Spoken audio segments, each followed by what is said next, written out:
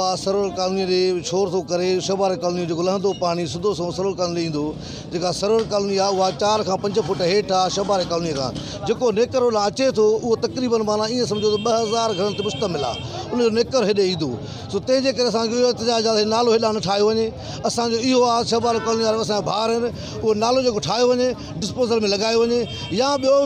सबबु अथसि पंहिंजे पासे जा चेयरमैन साहिब जो घर आहे उन पासे नालो खणी वञी सब्ज़ी मंडी में लॻाए हाणे उनखे 2 ऑप्शन आहिनि हे टियों ऑप्शन जेको हले थो जेको हिन कमु हले थो इहो असांजो इतराज़ आहे तक़रीबन 4 खां 5 फुट हेठि आहे असांखे को इतराज़ कोन्हे उहो असांजा भाउर आहिनि असांजा असां हिन एहतजाज में शामिल थिया आहियूं असां रहावासी ऐं सरवर कॉलोनी जा सरवर कॉलोनी जी तक़रीबन आबादी जेका आहे सा असांजी हिन यूसी जी वॾी में वॾी आबादी असांजी सरवर कॉलोनी जी आहे ऐं उन खां बाद में मेजॉरिटी बि असांजी जेका आहे सा सरवर कॉलोनी जी आहे ऐं असां हिन एहतजाज में इन करे शामिल थिया आहियूं त जेको बि हे पाणी आहे असांजी सरवर कॉलोनी तक़रीबन शाहबारे कॉलोनी खां 5 फुट हेठि आहे ऐं जेको बि हिन जो नेकर ईंदो साॻियो वापसि असांजे घरनि में ईंदो ऐं इन जे करे असां क्रास नथा विझणु चाहियूं ऐं जे हिन खे क्रास विझणो आहे या हिन खे को बि कमु करिणो आहे त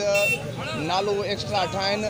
जेको पाणी क्रास बि करे सघे ऐं उन खां बाद असांजो एहतजाज इहो आहे त असांजी कॉलोनी हेठि आहे 4 फुट शहबारे कॉलोनीअ खां जॾहिं इहो पाणी छॾियो वेंदो त असांजी कॉलोनी ॿुॾी वेंदी बरसाति आहे उन में बि तबाही मची वेंदी हे 2 दफ़ा नालो जेको आहे त कैंसिल थी चुको अॻ में बि ठाहियो हुयो जेको हिन नाले कमु न कयो हिननि खे पैसा खाइणा आहिनि 50 लख हिते 5 लख बि ख़र्चु न कंदा 50 लख बजट भली करोड़ हेॾे ख़र्चु कनि असांखे कोई इतराज़ न आहे परी साइड मां ॼण पहिरियां बि नाली हिन साइड मां परी साइड मां हुई